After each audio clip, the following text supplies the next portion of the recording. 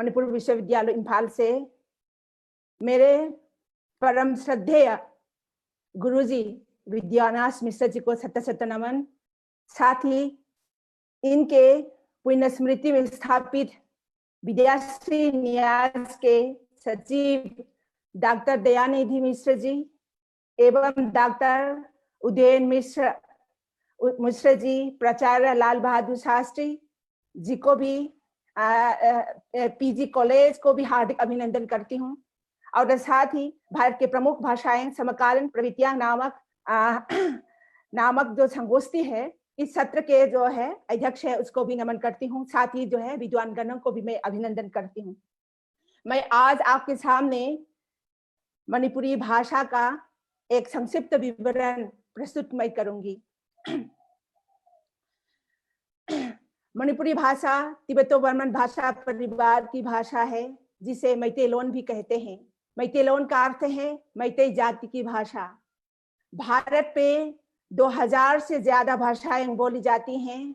ये सभी भाषाएं 4 भाषा परिवार के अंतर्गत आती हैं। ये 4 भाषा परिवारें इस प्रकार हैं: भारतीय आर्य भाषा परिवार, द्रविड़ भाषा परिवार, आस्तिक भाषा परिवार और तिब्बतो बर्मन भाषा परिवार।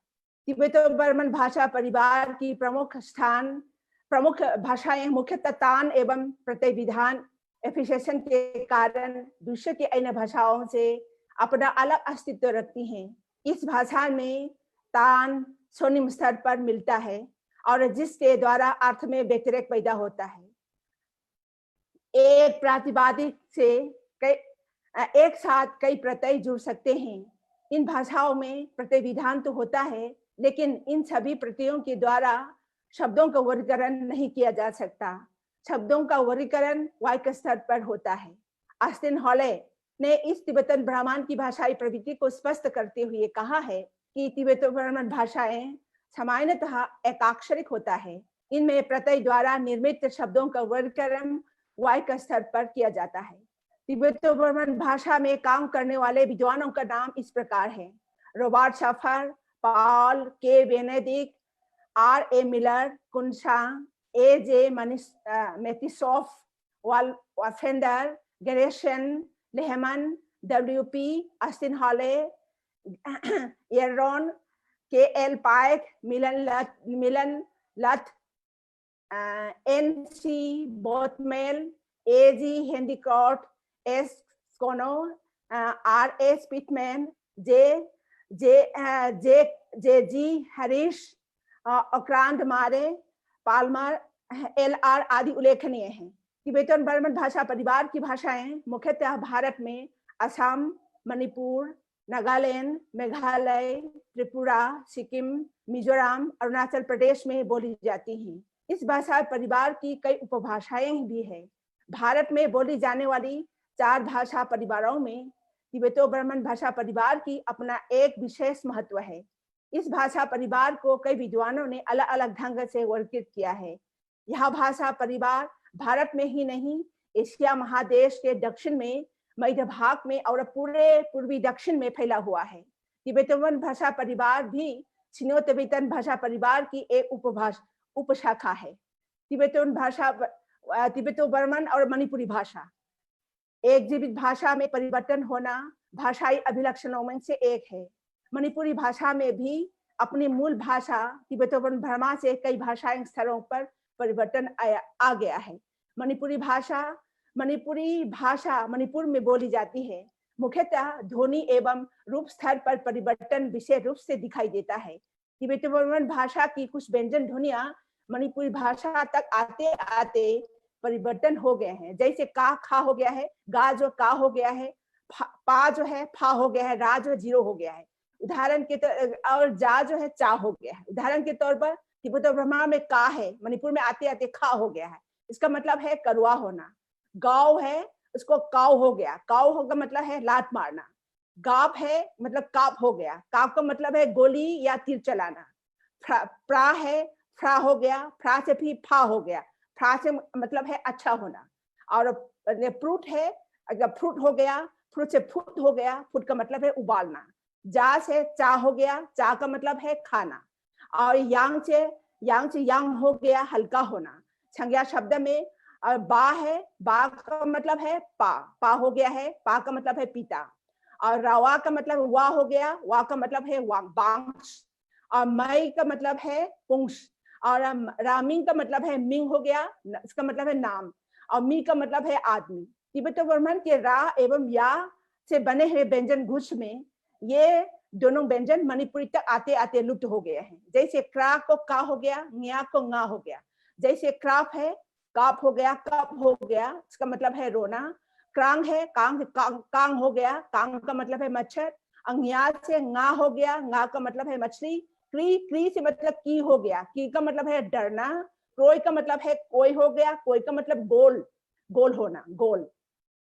लेकिन मणिपुरी में व्यंजन गुच्छा देश एवं आगत शब्दों में विशेषकर हिंदी, संस्कृत, बांग्ला और अंग्रेजी शब्दों से पाए जाते हैं। जैसे प्रमाण, प्रमाण ये प्रा जो है मणिपुर में आ गया। कृपा, फ्रुत, प्रुत, रंग, प्रत्यय, त्रिशूल आदि शब्दों में व्यंजन गुच्छ मिलता है। देशज शब्दों में जैसे क्रिक क्रिक, टेंग टेंग, श्री श्री, श्रित श्रित आदि पुनरुक्त शब्दों में व्यंजन गुच्छ मिलता है। कभी कभी शब्द के अंतिम अक्षर में व्यंजन गुच्छ का प्रयोग होता है। जैसे लुखड़ा, लुखड़ा का मतलब विधवा आदि शब्द में।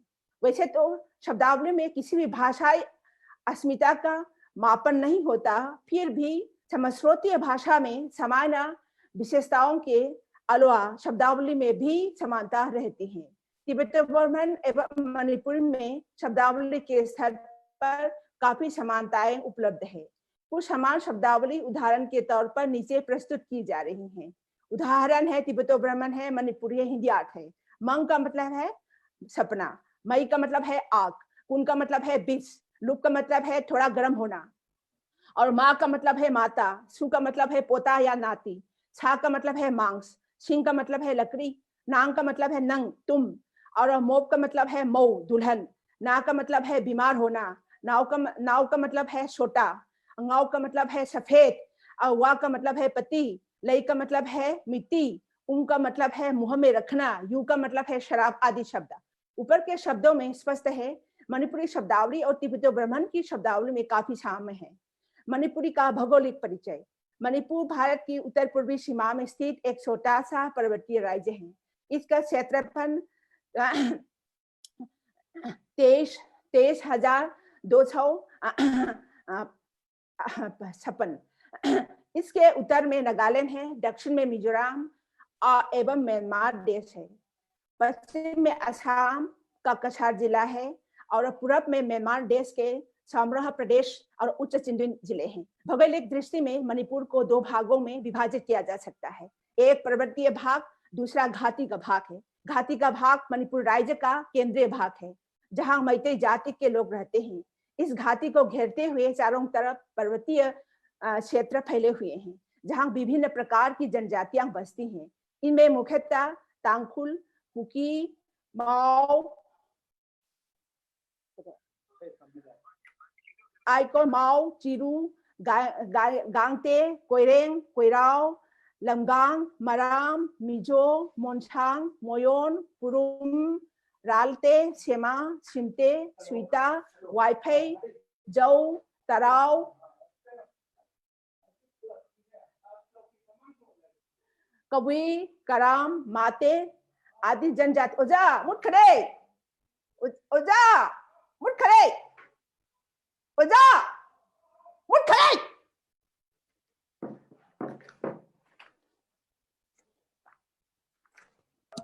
ओजा मुत्रे अकोई तारगा लइए अकोई ताई आप मेरे इसमें लाइट चली गई है, लाइट चली गई, इसी वजह से परेशानी हो रही है। उठ खड़े बा, आप दिख रही हैं, आप सुनाई दे रही हैं। लमलांग, मराम, मिजो, मोनछांग, मोयोन, पुरुम, मालते, सेमा, सिमते, स्वीता, वाईफाई, जौ, तराव, कबुई, कराम, माते आदि जनजातियां हैं। ये विभिन्न जनजातियां मणिपुर के विभिन्न पहाड़ों में बसती हैं। इनकी अलग अलग भाषाएं हैं जो एक दूसरे से पर्याप्त भिन्न हैं। विभिन्न जनजातियों के बीच संप्रेषण का एकमात्र माध्यम मणिपुरी भाषा या मैतेलोन है। अतः मैतेलोन या मणिपुरी भाषा पूरे मणिपुर में पूरे मणिपुर राज्य की संपर्क भाषा है। मैतेलोन का अर्थ है मैतेई जाति की भाषा। मैतेलोन एक समासिक शब्द है। मैतेई प्लस धन मिलकर एक बना है समासिक शब्द। मैतेई का अर्थ है मैदान में रहने वाली जाति का नाम है, और लोन का अर्थ है भाषा। मैतेलोन भाषा मैतेई जाति की ही नहीं, पूरे मणिपुर राज्य की संपर्क भाषा है। मणिपुरी भाषा मैतेलोन का उद्भव और विकास। ऐतिहासिक दृष्टि से देखने पर यह ज्ञात होता है मैतेई जाति में और भी कई जातियां जुड़ी हुई है। आज की मैतेई जाति 7 कुलों का सम्मिलित रूप है, और ये 7 कुल निम्नलिखित है। निंथौसा मतलब मैतेई, मंगांग, चेंगलई, अंगोम, खुमन, लुआंग और मोयरांग। वस्तुतः इन 7 कुलों में से निंथौसा कुल का ही नाम मैतेई है। 23 ईस्वी से पहले ये 7 कुल अलग अलग राज्य करते थे। मैतेई और निंथौसा लोग मणिपुर की घाटी में रहते थे।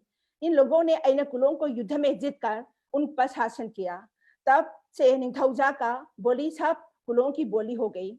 फलतः 7 कुलों की सम्मिलित रूप ही मैतेई है। मैतेई जातियों की सम्मिलित बोली ही मैतेलोन या मणिपुरी भाषा है। मणिपुर में मणिपुरी भाषा का स्तर को देखिए। मणिपुर में मैतेई भाषा मतलब इसको हम स्टेट लैंग्वेज के रूप में 8वीं शताब्दी से मणिपुरी भाषा का प्रयोग होता आया है। ब्रिटिश साम्राज्य की समाप्ति के बाद मणिपुर भारत में मिल गया। भारत सरकार ने मणिपुर में इस भाषा की सामर्थ्य को देखते हुए मणिपुर को राज्य भाषा के रूप में घोषित किया।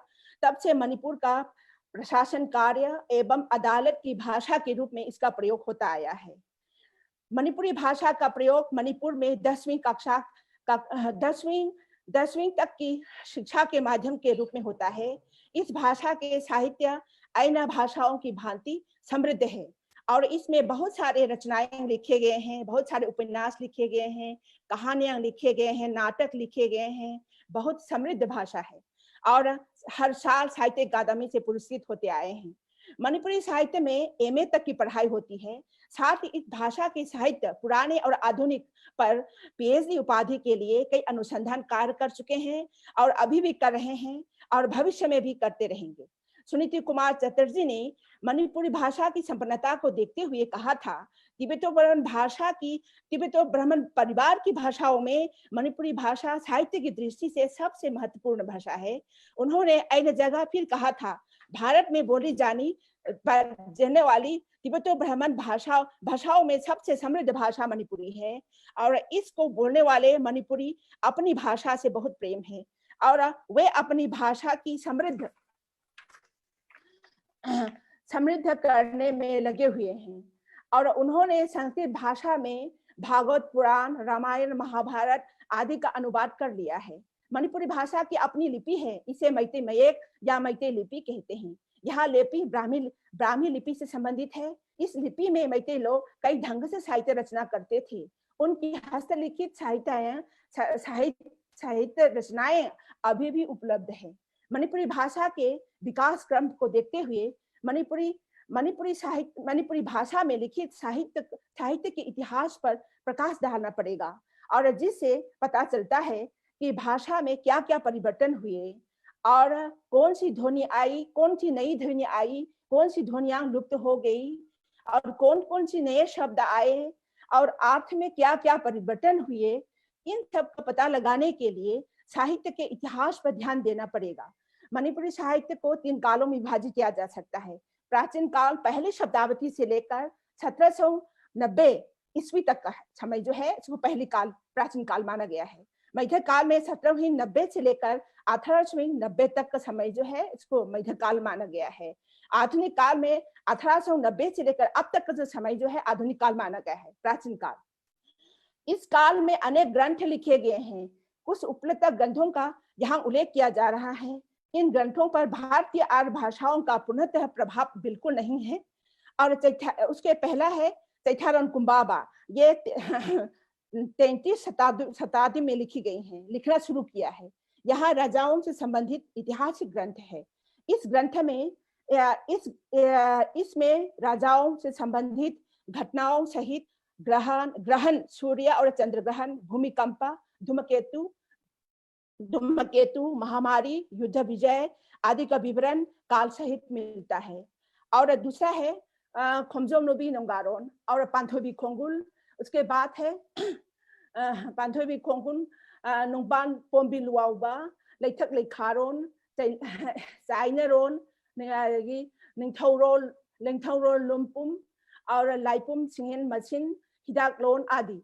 ऊपर के 11 ग्रंथ मैतेई लिपि में लिखे गए प्राचीन ग्रंथ है और इन सब ग्रंथों में बंगला लिपि का लिप्यांकन अभी कर लिया गया है। और मध्य काल में आइए, इस काल में उपलब्ध साहित्य हिंदू संस्कृत का पर्याप्त प्रभाव पड़ा है। इसमें हिंदू का प्रचार हुआ मणिपुर में और यहाँ के यह मैतेई लोग हिंदू हो गए और इसका प्रभाव बहुत पड़ा है। इसमें बंगला भाषा का, संस्कृत का बहुत प्रभाव पड़ा है। इस भाषा में संस्कृत, हिंदी और बंगला शब्दों का प्रभाव और प्रयोग देखने को मिलता है।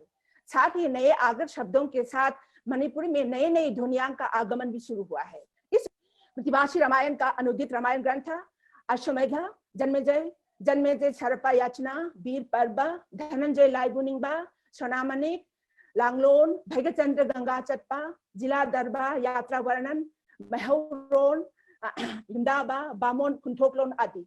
और क्षेत्रीलोन, लाइरिक यंगबम लोन, नोंपोक हारम, नोंगचुप हारम।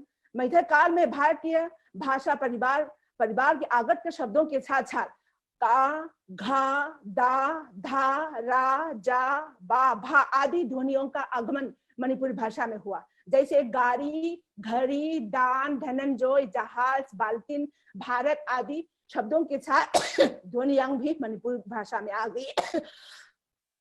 आधुनिक काल, इस काल के साहित्य को मणिपुरी साहित्य के पुनर्जन्म का नाम दिया जा सकता है, क्योंकि इस काल में ही लगभग मृतप्राय प्राचीन मणिपुरी साहित्य एवं लिपि का पुनर्जन्म हुआ है। इस काल में कुछ लोगों ने मैतेई लिपि का पुनः प्रयोग करने की कोशिश की, उसमें आंशिक सफलता भी मिली।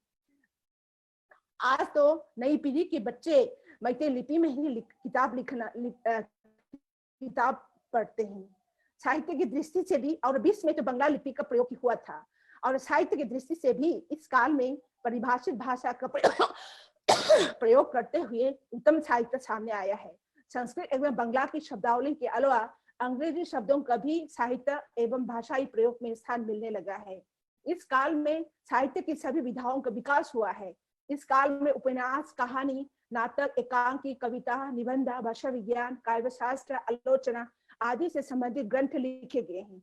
इस काल के प्रारंभ में लिखे गए साहित्य में डॉक्टर कमल का माधवी उपन्यास, लईपरेंग, कविता संघ, कवि चाउबक कथाई नगिलेरांग, कविता संघ, वखल की इचेन, ललित निबंध संग्रह है, और लवंगलता उपन्यास है, हिजम अंगा हल का जहरा उपन्यास है, सिंगेल इंदु खंड काव्य है, याइथेंकेनु उपन्यास है आदि बहुत ही चर्चित रचनाएं रही हैं। इस काल की सबसे महत्वपूर्ण विशेषता यह है, हिजम अंगा हल ने, महाकवि हिजम अंगा हल ने खम्बथोबी शरेंग नामक महाकाव्य की रचना की है, और यह मणिपुरी साहित्य के लिए अमूल्य निधि के रूप में उन्होंने भेंट की है। इस महाकाव्य के 8 खंड है। अंग्रेजी शिक्षा के फलस्वरूप आधुनिक मणिपुरी में अंग्रेजी शब्दावली का भी आगमन हुआ है। एक तरफ अंग्रेजी साहित्य का भी मणिपुरी भाषा में अनुवाद होने लगा है, तो दूसरी तरफ हिंदी, बंगला और संस्कृत साहित्य के भी अनुवाद दिन ब दिन बढ़ता रहा है। फलतः कई रचनात्मक साहित्य काव्य रचनाओं के साथ साथ मिलकर मैतेई साहित्य का विकास रोज होता रहा है। यहाँ साहित्य का उल्लेख करने का अभिप्राय यहाँ है, भाषा और साहित्य का संबंध अविच्छिन्न है। जैसे साहित्य का विकास होता जाता है, वैसे ही भाषा का भी साहित्य के साथ विकास होता जाता है। मैतेई साहित्य के इतिहास का विश्लेषण करने के पश्चात ध्वनि परिवर्तन, आगत ध्वनियों के आधार पर मणिपुरी भाषा 2 भागों में विभाजित किया जा सकता है। एकदम प्राचीन भाषा रूप, दूसरा आधुनिक भाषाई रूप। प्राचीन और आधुनिक भाषा में विशेषकर खंडीय स्वनिमों के व्यंजन ध्वनियों में अंतर है, स्वर स्वनिम और खंडेतर स्वनिमों में अंतर नहीं है। आधुनिक मणिपुरी भाषा के अंतर्गत कई बोलियां आती हैं। मुख्यतः इन बोलियों में स्थान भेद के कारण बोलने के ढंग, शब्दावली के प्रयोग में मानक मणिपुरी इम्फाल में बोलने वाले से थोड़ा अंतर है। वास्तव में मानक मणिपुरी भी मानक बनने की प्रक्रिया में है। आधुनिक मणिपुर की बोलियों का नामकरण जहां जहां जो है बोलियां बोली जाती है उनकी जगहों का नाम पर किया गया है। जैसे कक्चिन बोली यहाँ कक्चिन नामक जगह पर बोली जाती है, थांग बोली यहाँ थांग नामक जगह पर बोली जाती है, फयेंग बोली यहाँ फयेंग नामक जगह पर बोली जाती है, अंड्रो बोली यहाँ अंड्रो नामक जगह पर बोली जाती है, कुंभी बोली यहाँ कुंभी में बोली जाती है, गांगखोंग बोली या गांगखोंग में बोली जाती है। इन बोलियों के अलावा मणिपुर के बाहर जो मणिपुरी भाषी रहते हैं उनकी भाषा मानक मणिपुरी से अलग है, भिन्न है, अतः उनकी भाषा भी मणिपुर की बोलियों के अंतर्गत रख सकता है। मणिपुरी को मातृभाषा के रूप में बोलने वाले लोग गुवाहाटी के कछार, शिवसागर, लखीमपुर, होजाई आदि में असम के भिन्न भिन्न जगहों पर रहते हैं। उत्तर प्रदेश में मथुरा है, वृंदावन है, राधाकुंडा और पश्चिम बंगाल में नवद्वीप में भी रहते हैं।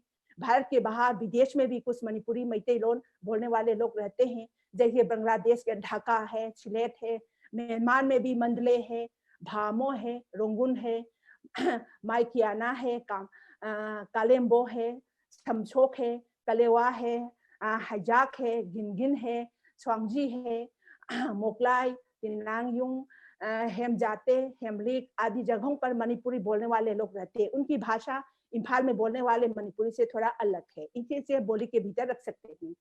ये सब मणिपुर के इतिहास में जो युद्ध हुआ था जैसे ही तरह खुंताकवा उनमें भाग कर जो चले गए और आवाज के लोग मणिपुरी के कुछ लोग को पकड़ के ले गए थे और वो ये है म्यांमार में बस गए हैं और कुछ लोग भाग गए थे जो म्यांमार तक पहुंच गए, ये है बांग्लादेश तक पहुंच गए हैं, कछार तक पहुंच गए हैं, गुवाहाटी तक पहुंच गए हैं, उसी तरह रह गए, इधर उधर हो गए हैं, उसी वजह से वहां बस गए हैं।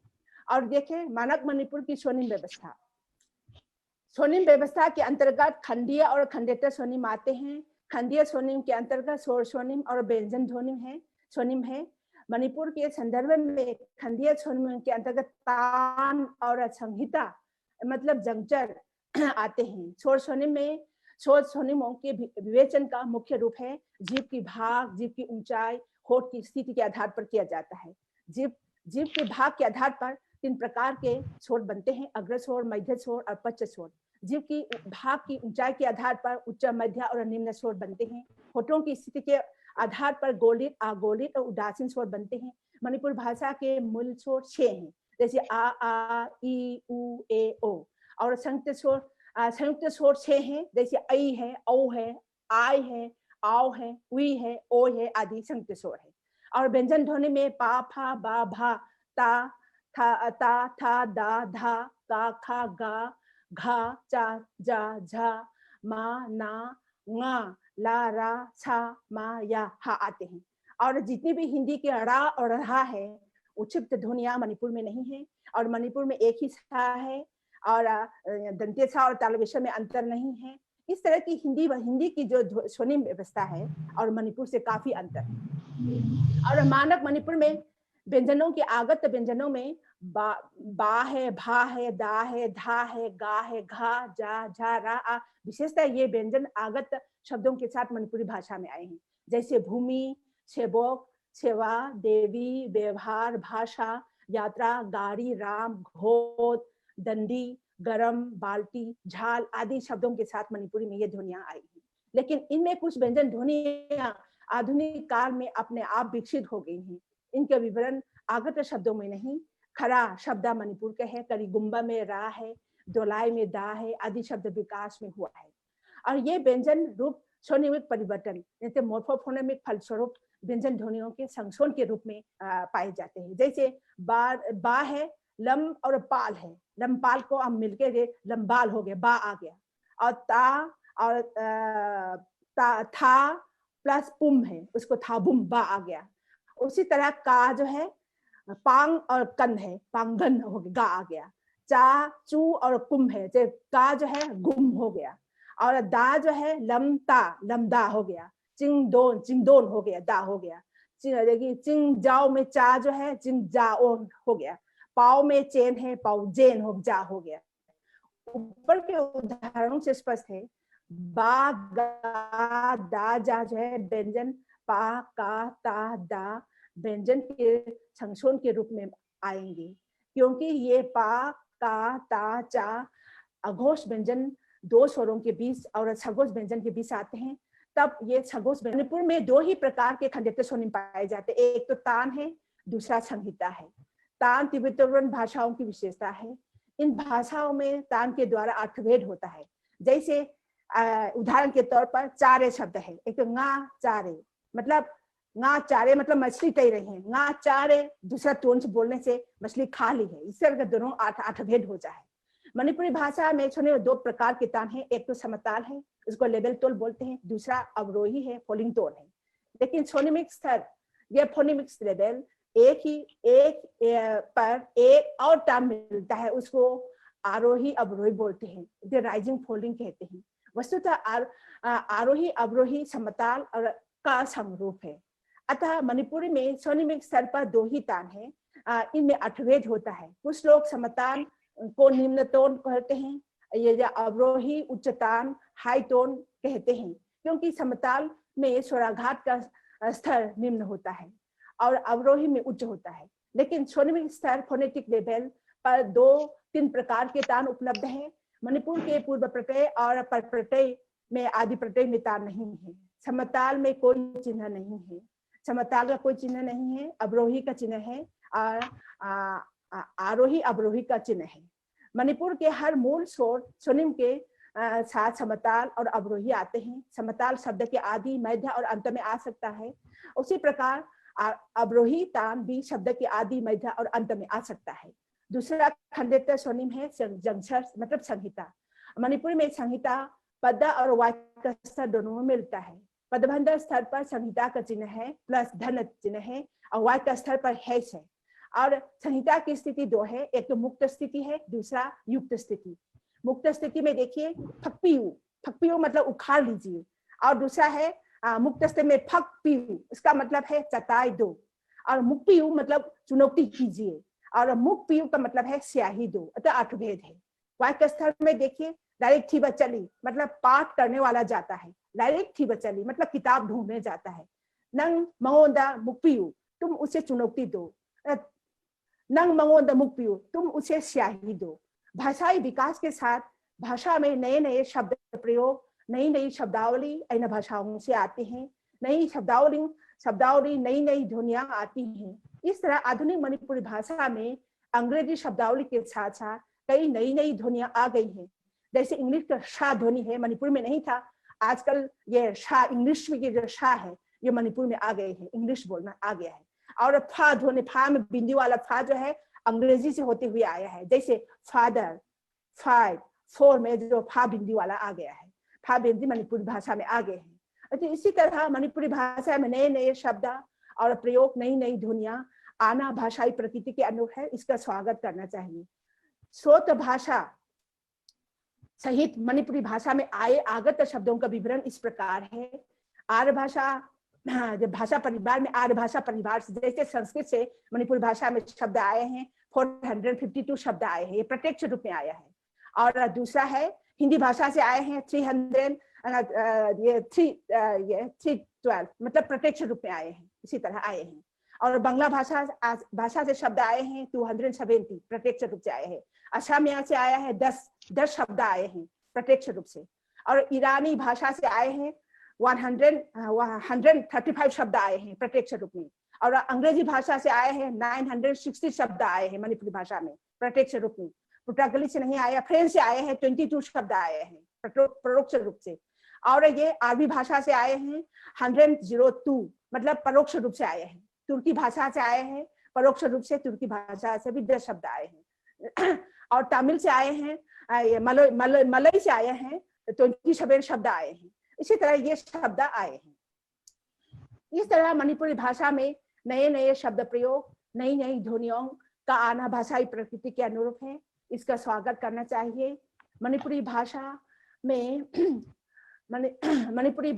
विभिन्न शब्द परिवारों से लगभग 2000 के शब्द नवीन ध्वनियों के साथ आए हैं। आजकल कुछ लोग नवीन ध्वनियों के साथ साथ ये शब्द प्रयोग, नए नए शब्द प्रयोग भी आए हैं। मथौ तादे, खुनिंग थे आदि शब्द भी आज का प्रयोग भी होने लगा है। मथौ तादे का मतलब है आवश्यकता नहीं का अर्थ में है, और खुनिंग थे का मतलब टर्निंग के अर्थ में इसका प्रयोग होता है। इस प्रकार मणि भाषा की विकास यात्रा देखी जा सकती है। मैं इतना कहकर मैंने अपनी बात को यहाँ विराम देना चाहती हूँ। Thank you very much. नमस्कार।